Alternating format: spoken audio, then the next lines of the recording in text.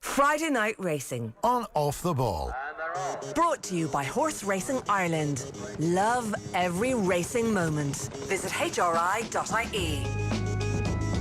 And a very good afternoon to you. Welcome along to Friday Night Racing. It's Ger Gilroy and Johnny Ward with you this Friday afternoon. We stream every Friday afternoon across all of our social channels. That's Facebook, YouTube and on the OTB Sports app at 3 o'clock, and then we replay it again every Friday evening from 8. A very special guest for you coming up in just a moment with Gordon Elliott. Johnny, how are you getting on before we get to Gordon?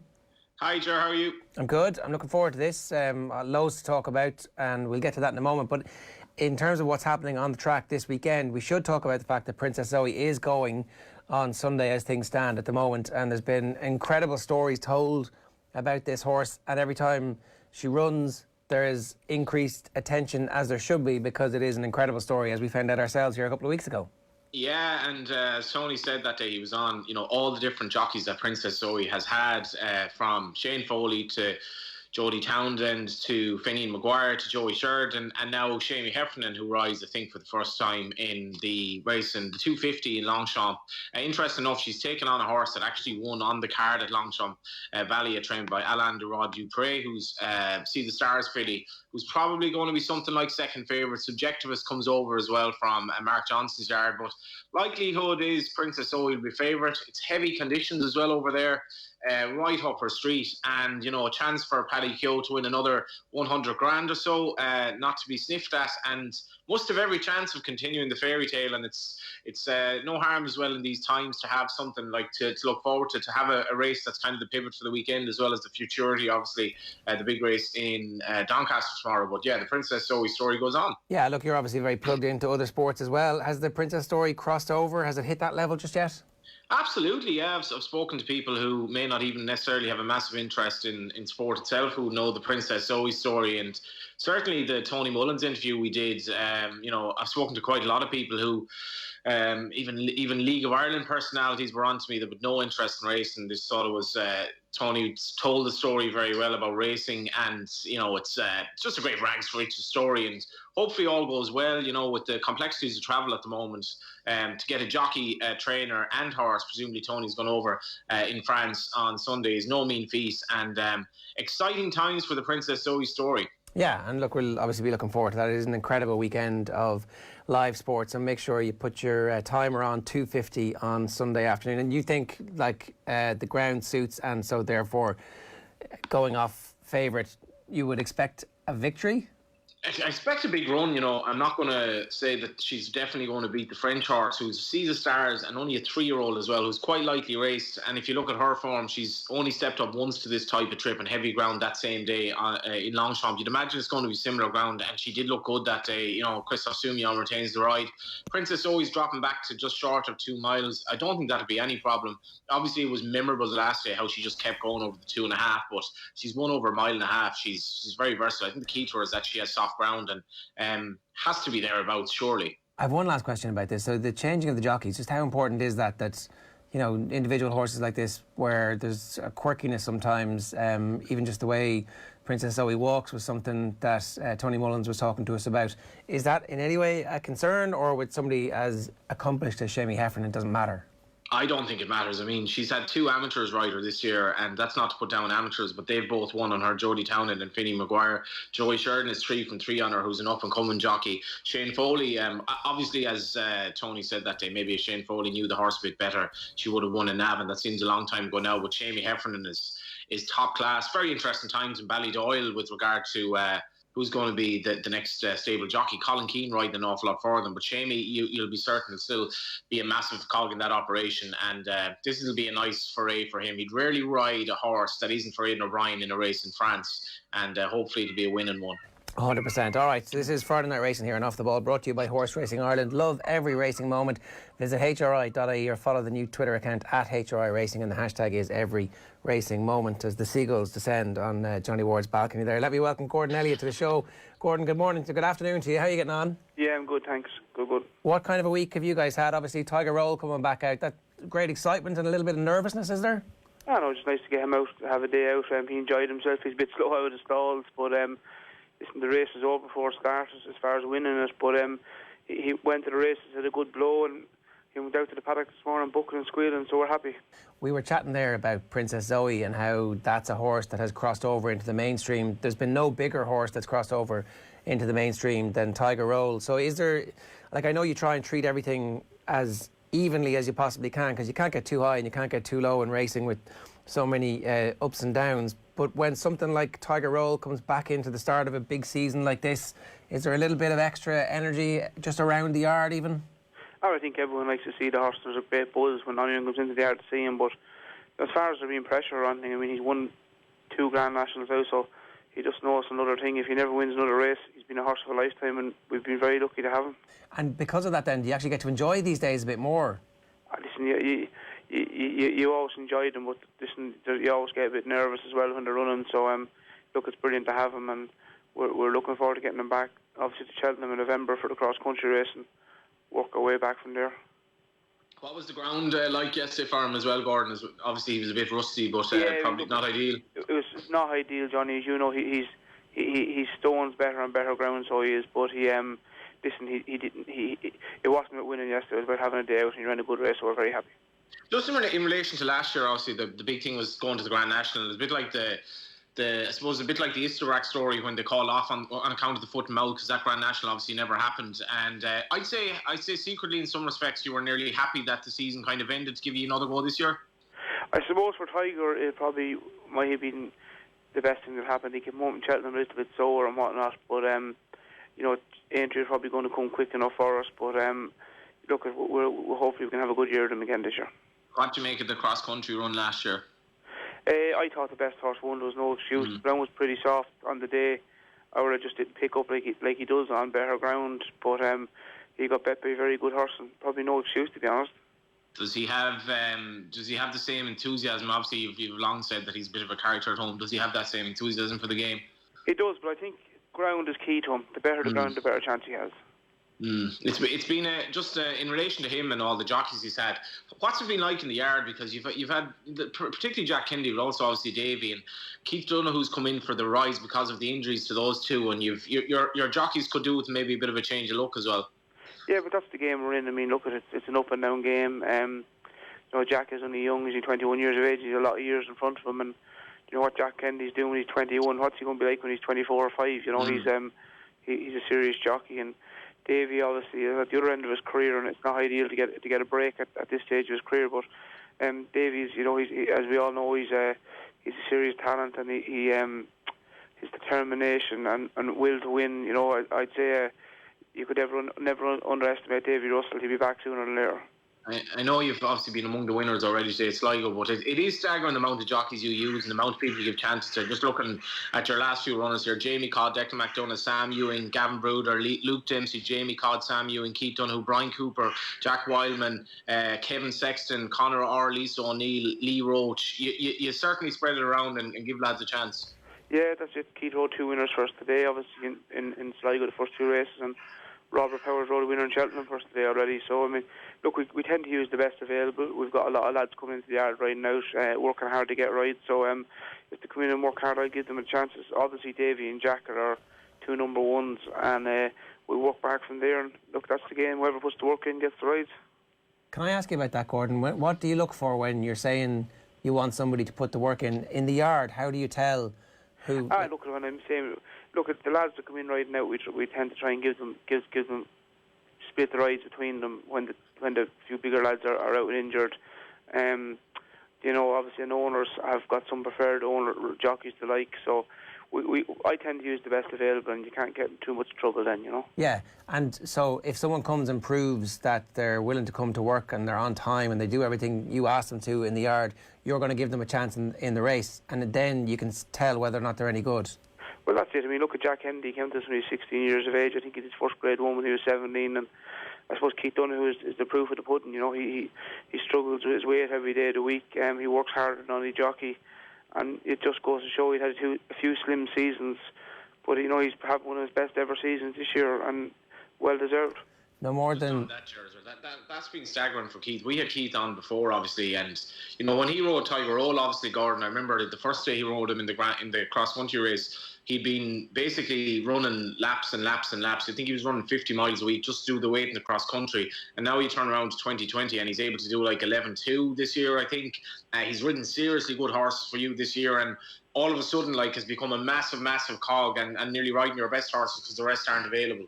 That's it. I mean, it just goes to show that's the exact point, Johnny. If you put the work in, you get it. I mean, Keith obviously, it's massively with his weight, but he's put an awful lot of work into it, with diet, training schemes, and he's the go-to jockey. I mean, look at, obviously with a few of the bigger lads out injured, Gavin Cromwell, everyone's using them on some of their best horses in novice chases, so that just shows the talent he is. Yeah, Johnny was saying that the lockdown actually helped him because that was the opportunity for him to kind of get to grips with that and do a load of running and kind of set the base weight for himself. That's it. I mean, look, he can't really do any more lighter than 11.1 or 2, but at that he's good enough for me.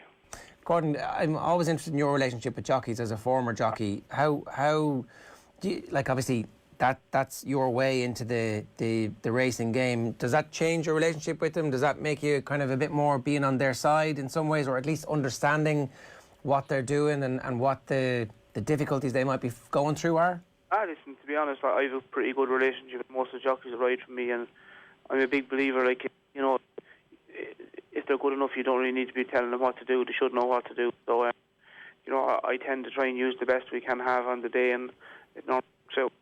Thank God. How did you end up becoming a jockey when, most of the people who we have on the show tend to be from a long line of people, third or fourth generation horse people, but that's not your case, is it? No, it's not at all. No, my family nothing got to do with horses at all. Listen, I rode as an amateur. I was an amateur jockey. I wasn't a professional, and probably an ordinary amateur at it. Listen, I had a few seasons, rode a couple of winners out in Cheltenham, had good fun riding a pint of pints, loved doing that. But listen, I was ordinary enough riding, and thankfully the training worked out well for me. Who got you into the riding? I suppose my first proper job was, for Tony Martin. When I was a young fella, and got my amateur licence there, and rode my first winner in a bumper for Michael Cunningham. Kind of went from there. And did you just rock up to Tony Martin's and say, "Here, listen, I like horses. Can you give me a gig?" No, I'd rode it in a few other stables before that, but two uncles of mine used to have a pint-to-pinter with Tony, and they kind of got me in there at weekends and going pint-to-pint, and as I said, the rest is history. You must have liked it, though. Yeah, listen, it's great crack, and they meet great people in racing, and great buzz. Obviously, working in stable yards, it's brilliant. And did you know that you wanted to be a trainer from the get-go, or did you want to be a champion jockey? Was that the first ambition? Listen, I suppose if you're telling a lie if you said you want to be a trainer from the very start. I mean, everyone at the start wants to be a Paul Carberry or a Ruby Walsh or be a champion jockey. But number one, I struggled with my weight an awful lot, and I suppose two, I wasn't good enough. So the training always was kind of what I wanted to do then, And in the back of your head, like fairly early on as a jockey, you're like, actually, you know what, I could be a trainer here. Because it's a mad story, Gordon, from the outside, to go from, being an okay amateur rider to being one of the best trainers in the world. It's mad. Well, listen, as Johnny said earlier on, it's if you put the work in, and I've worked hard to build the yard we have, to have the owners we have and the staff we have. We work very hard. We're a big team here in the yard, and it works well, thankfully. But you started out small, obviously. Oh, we did. We started out with half a dozen horses, and it just got bigger and bigger. But it's been brilliant. It's been a dream come true, to be honest. And is the secret the early success? Is that the tipping point for you, or did you know before Silver Birch that you were actually going to be okay and you were going to make it? Listen, it was great to have Silver Birch, I suppose, early in my training career, the first season. But I wouldn't say I got any more horses for winning that Grand National Silver Birch. A lot of people sat back and just seen what I could do, and it was probably a season or a season and a half after before I got a lot more horses, and the rest then just kept snowballing and got more and more. But listen, horse racing is a results game, where you're a jockey or a trainer, and it's all about training winners, and you're only as good as your last winner. And before sorry Johnny. Sorry, Jerry. Before Silver Birch, did you have confidence that you were in the right game, that you kind of, even though you loved it, like lots of people love what they do, but they're not going to make it. At some point, the penny must have dropped to you, going, I am actually good at this. Listen, I suppose it's something I always loved, and I didn't really know anything else. So if I wasn't going to be a trainer, I don't know what I'd be working in the yard, probably as a stable lad, And if that's the road I went, I'm sure I would have really enjoyed that as well. But thankfully things worked out for me, and I have a lot of good people around me and met a lot of good people and got to train for good people. It's brilliant. The time you spent with Martin Pipe, like how much did that influence your training methods? Because he was kind of self-made as well. He came from his own unique background, I suppose. But your horses, in fairness, you do run them, and they're very fit. And was he the biggest influence on your career? Definitely, Martin Pipe is one of my heroes in life. When you're starting off as a trainer, he only rang me today at lunchtime looking for a winner. Listen, he's one of my heroes in life, and what he done in jump racing, he brought it to the next standard. I know a lot of people have come up to where he was, but he brought it to the next level. What brought you over there to him? Was it obviously like you went over, but was it something you said, I just want to learn from him? I didn't go over thinking I was going to be a trainer or anything. I went over thinking I was going to be an amateur jockey, and I rode as an amateur jockey for him for a few seasons. But I was probably a bit homesick and come home and wanted to start training a few horses. And my stint over there was unbelievable. And I've still been very close to the Pipe family since I came home. So it's been a great connection, to be honest. Did you give him a winner when he rang you for one, or? I gave him one anyway, and hopefully another one coming. Happy days. And just, I don't know, what strikes me about your yard, apart from the fact that you've installed a new bar since I was last there, which must be great in lockdown with all the bars closed, but first of all, your facilities, but second of all, there's an amazingly good atmosphere there, and I always say that your success is a lot down to how good you are at picking your team. You might be like the Alex Ferguson who's picked the right players because you're the squad that you have, and that you're able to delegate responsibility, just say if you're not there, and that seems to be one of the key things for me anyway. Yeah, that's it. You've got good people around you. I mean, from Simon McGonigal, my head man, who I've been friends with since we're 10 or 12 years of age, to the last person to come into this yard. Everyone's got their job, and everyone knows what to do. But I'm very lucky to have so many good people around me. But as facilities are massive. From the owner's room we've put in to entertain owners when they come down to new barns, we put up the new walkers, the swimming pools. We never sit still. We're always trying to improve the place. What's it like in terms of being a boss as well? Was that something that came naturally to you? Because obviously it's not all smiling faces. Like if lads are turning up late, or if they're kind of not doing their job, you have to be ruthless as well, I suppose.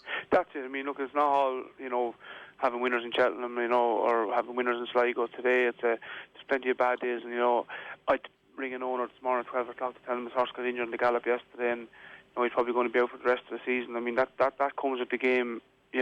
With every bit of good news you have, you've got bad news as well. So, but it's brilliant. I love it. It's a great game to be involved in. The people you meet, places you get to go all over the world. Our racing in Ireland is second to none. We're very, very lucky. Just at the moment as well, how kind of confident and content are you about the present and the future? Just talking to lads who might have had horses at Doncaster sales there and came back with kind of tales of woe, just in terms of the hunger for horses at the moment. Owners are obviously can't go racing, prize money is down, and it's a tough time. Yeah, it is tough, but it's good to see we got a good boost in prize money from the government there recently. But it is a tough time for owners. Because they can't go racing. It's hard if you can't go racing, because we all want to go racing. But hopefully we get the owners back sooner than later, and the crowd to follow. But I just have to say, when I'm online, like, the job the racecourses are doing, are second to none.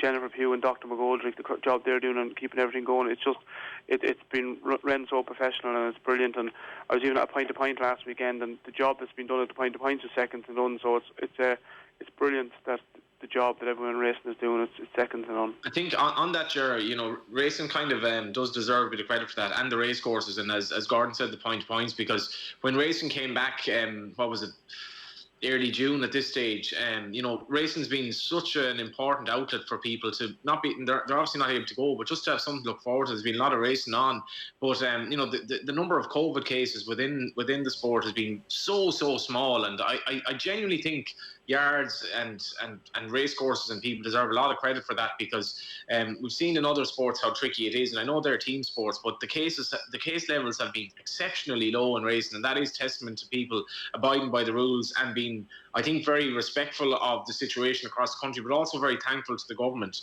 that this show is on the road. I think they also made sure that the rules were implemented very well from the start, and that nobody was seen to be above the rules, which has been very important. Absolutely. Like, you know, absolutely, that was hugely important in establishing that these are going to be the rules, and they're not one rule for the superstars of the sport. It's the same rule for everybody as well. Gordon, talk to us a little bit about the current crop of horses that you have at the moment. Can you give us 3 to follow that maybe aren't your most famous ones that people are definitely interested in? I prefer when you ask the questions and I answer them, to be honest. Listen, we've got a lovely bunch of horses. I have an awful lot of young horses to come out and run. If I mention one, I'm only leaving them out. Galvin, the horse that won in Cheltenham today, I think he's a horse I'm going to freshen him up and bring him straight back for the 4-mile chase in Cheltenham next season. Jamie Codd will ride him, all being well. I've got a few nice bumper horses. Run a nice bumper horse called Hollow Games. He's been showing us everything right at home. He won soft ground. What else have we got? I mean, I suppose the one horse, that's been new to my yard this year is presenting Percy. He's one I'm looking forward to run this year. He could be anything. He only has to improve half a stone to be in the mix in all the big races, and maybe coming to my yard he'll have improved a half a stone, or he could have went back a half a stone, because Pat Kelly done a wonderful job with the horse. But I'm lucky to have him, and he's a horse I've always admired and looked up to. That's a fascinating one. How was he, settled in? Because people forget about him. He was still bang there when he fell in the Gold Cup last year. He's in great form, Johnny. I couldn't be happier with him. He's done a few bits of work in grass now. We're very, very happy with him. He's running down Royal next Saturday, all being well, and nice starting point. He will come on from it, but obviously we're training him for the Gold Cup, but I still have the Grand National in the back of my head. I think he's made for the race. Gordon, when you're training those horses, do you train them all fairly similarly because that's your template, or do you like to look at them as complete individuals and say, okay, I'm going to have to go on a completely different course for these individuals? Every horse is different in the yard. I mean, we've got 4 different gallops, from wood chip gallops to sand gallops to circle gallops to uphill gallops. So every horse is different.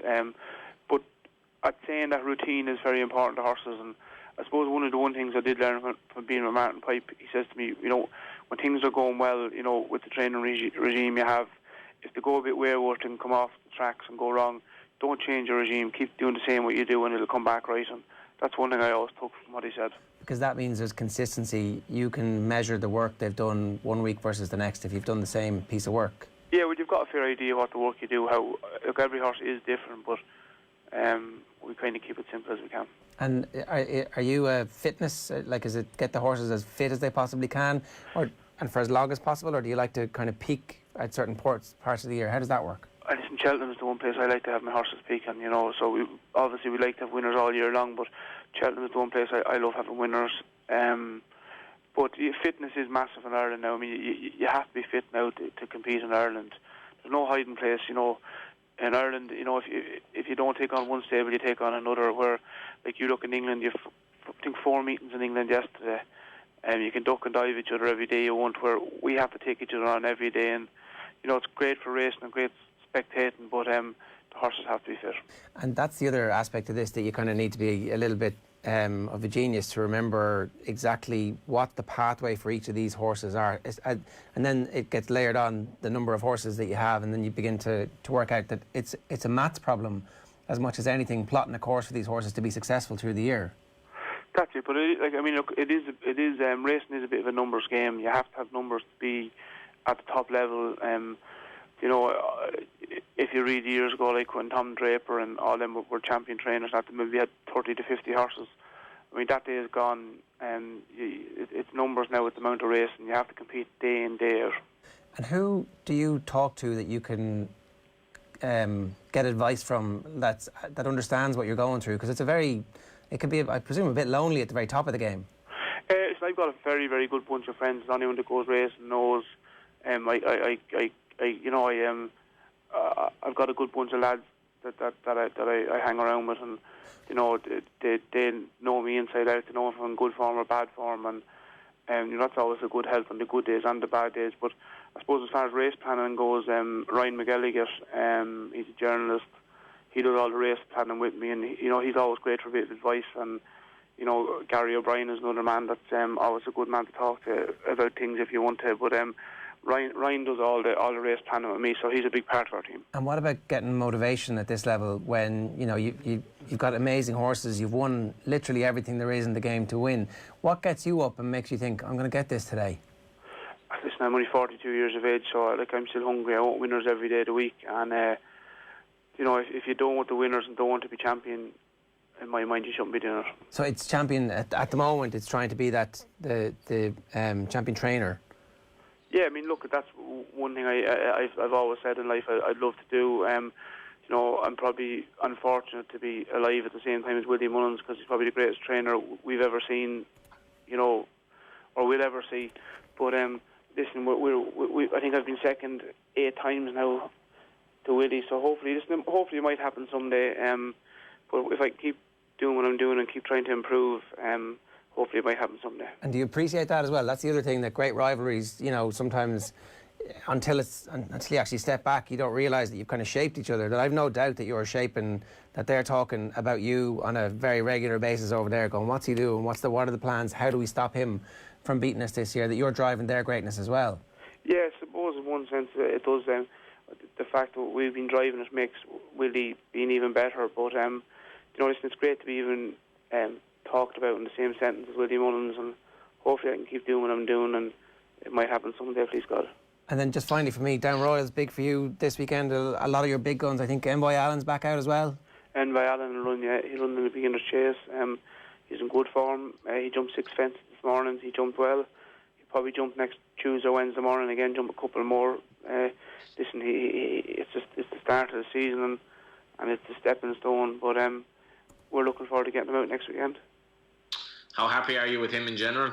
He's in great form, Johnny. Like, in fairness to Envoy Allen, he's kind of a big laid-back horse at home. Like, he just does what he has to do. He eats, drinks and sleeps. You know, I couldn't be happier with him. He's in good form, and looking forward to getting him started back. Is he comparable to the other good horses you've had? Because I know you've built up good horses, and they've generally lived up to them. You've had, obviously, Sam Crow's been very good, Don Cossack, you know, and this lad coming up now mustn't be a million miles off them talent-wise. He looks like he's an exceptional talent, and I'm very, very lucky to have him. But I let him do his talk, and he hasn't let us down. Yes, there is going to be a day he's going to get best, like every horse. But listen, he's a champion, and what he's done so far, and if he stays in one piece and everything stays right, it'd be brilliant for their owners, Cheveley Park. We bought him to be top class, and hopefully he can be.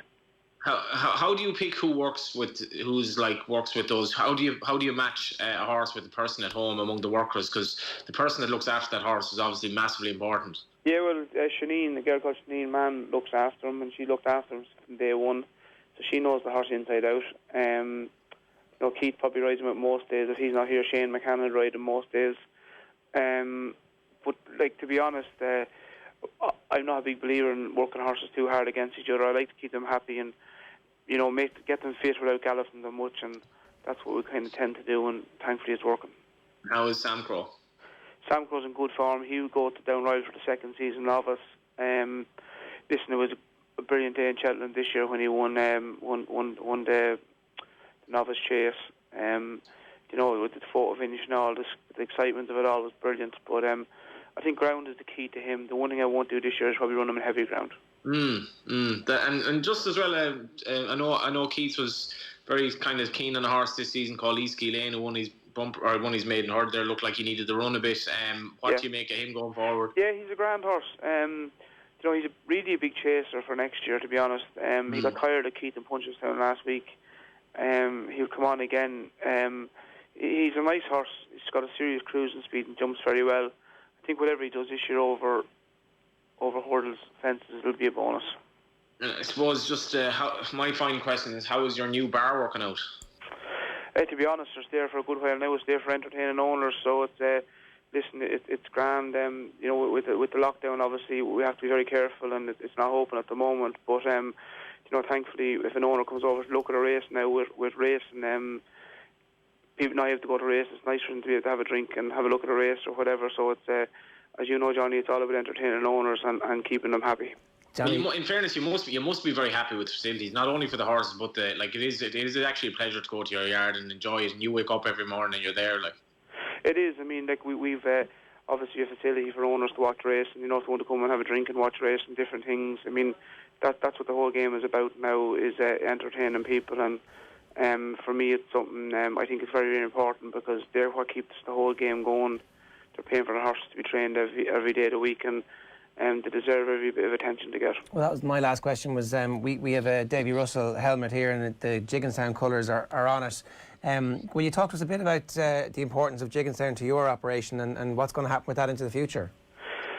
Listen, Jigginstown were massive for me. Obviously, getting going, they were probably the really what's the word to say? I suppose they gave me a leg up when I wasn't really known that well.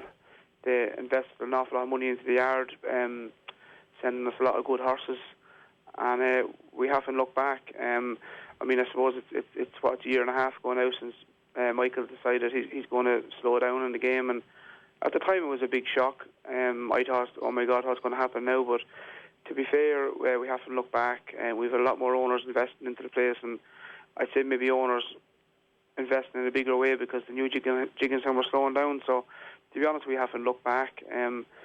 Listen, I hope Michael has horses in the yard in 10 years' time, but at the moment, it looks like he's slowing down. So maybe that might make some opportunity for other owners to come in as well. So it's exactly, that's exactly what it is. I mean, a lot of people have invested into the yard now since Michael probably was our kind of number one owner, but now we've got a lot more room for a lot more horses. Well, listen, continued success. Have a great season, Gordon. It's great to have you with us. Thanks a million. Thanks, Gordon. Thanks, lads. Bye-bye. It's Gordon Elliott giving us some thoughts there on a range of different topics. Friday Night Racing and Off the Ball is brought to you by Horse Racing Ireland.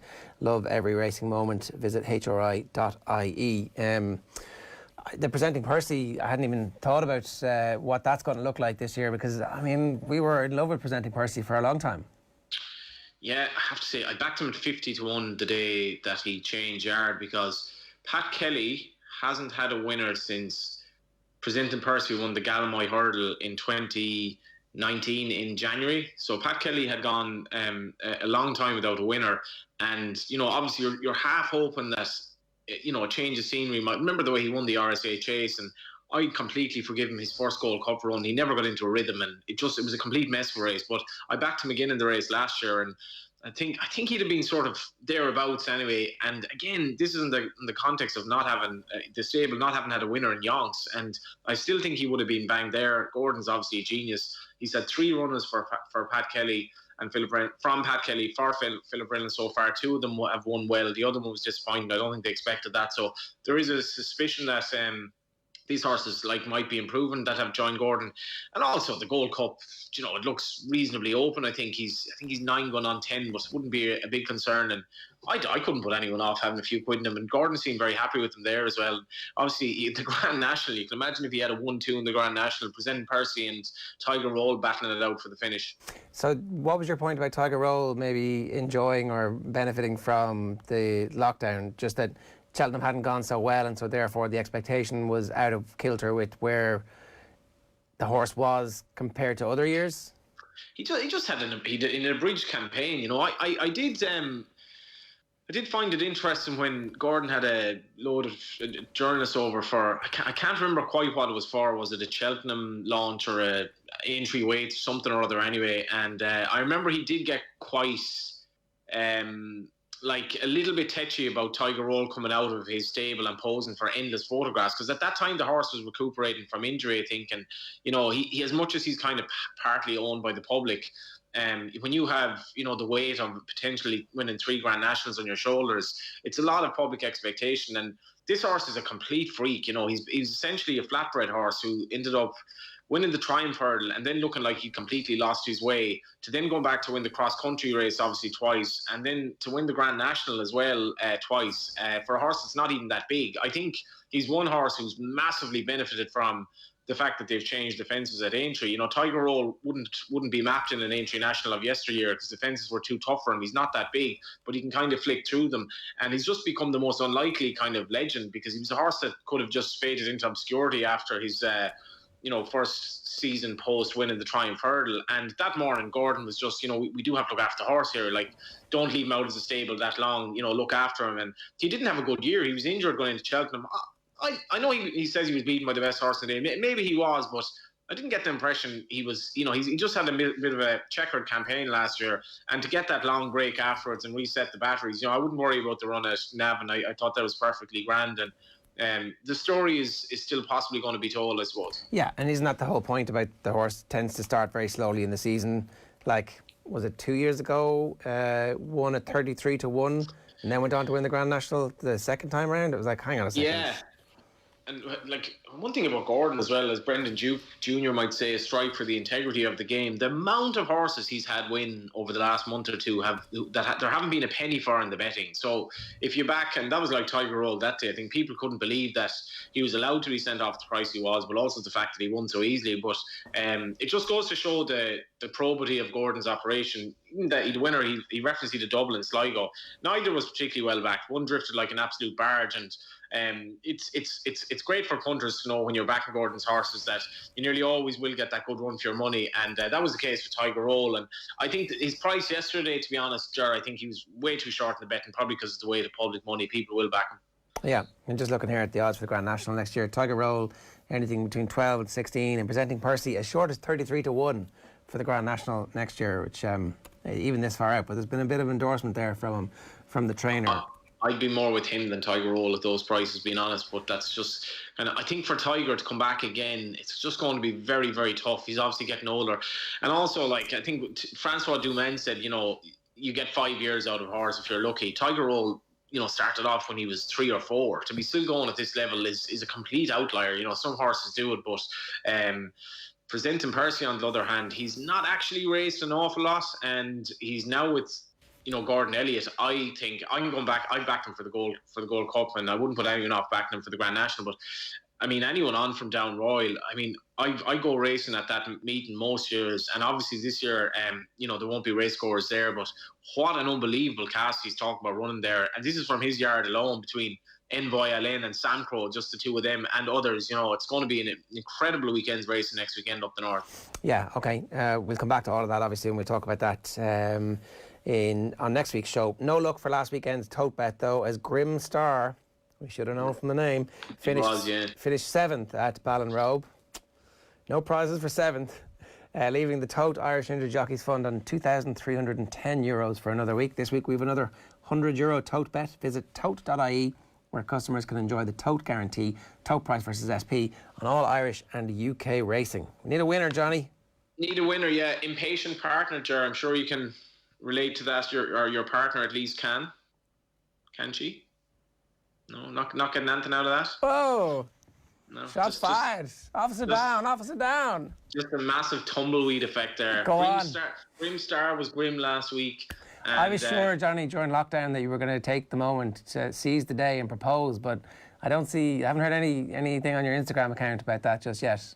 Yeah, you've seen everything else, to be fair, but Impatient Partner running. I'm just trying to get the time of the race up here tomorrow. 3:57 at Galway. So you have a few minutes before it'll be on the break on Off the Ball on the Saturday football show. So you'll have a chance to back Impatient Partner and just be back in time for the second half of the show. This is a horse owned by JP McManus, Noel Meads. His horses have been running to unbelievable form this season. He produced a horse called Caskmate in Limerick there recently that had been off for about 3 years and won easily. An Impatient Partner is a horse who's taken my eye quite a few times now. I think tomorrow should be the day. JP has three horses in the race. Mark Walsh is riding Impatient Partner. Everything's positive. He's fine, fresh. Mark Walsh riding, stable in great form, well handicapped. So the 3:57 tomorrow, Impatient Partner would be my bet of the weekend. And what kind of price are we looking at? I did the Racing Post. I would say maybe 4 or 5 to 1, hopefully. So hopefully he's something like that. Okay, and that is an each way bet, Johnny, or are we putting all of the money for charity for the poor injured jockeys? Are we putting it all on the nose?